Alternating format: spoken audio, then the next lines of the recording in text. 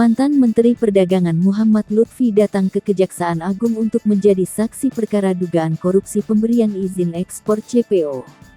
Nanti aja nanti, kata Lutfi saat ditanyain wartawan. Lutfi mengenakan baju batik lengan panjang warga abu-abu motif biru, celana hitam dan membawa tas laptop.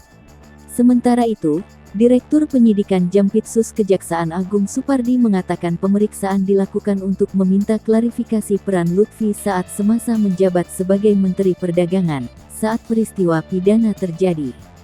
Semua proses kami klarifikasi apa yang ia dengar, ia ketahui dan ia alami dalam semua proses itu sehingga terjadi sebuah tindak pidana yang ada beberapa tersangka, kata Supardi.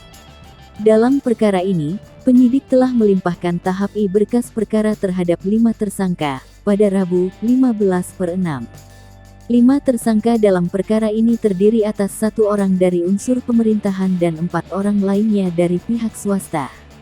Kelima tersangka, yakni Indrasari Wisnu Wardana selaku Direktur Jenderal Perdagangan Luar Negeri, Dirjen Daglu Kementerian Perdagangan. Kemudian 4 orang lainnya dari pihak swasta, yakni Master Parulian Tumanggor selaku Komisaris PT Wilmar Nabati Indonesia, Senior Manager Corporate Affairs PT Pelita Agung Agrindustri Permata Hijau Group Stand 5. Berikutnya Piker Tagore Sitanggang selaku General Manager di bagian General Affair PT Musim Mas dan pendiri dan penasihat kebijakan analisa PT Independent Research dan Advisory Indonesia Lim Cwi.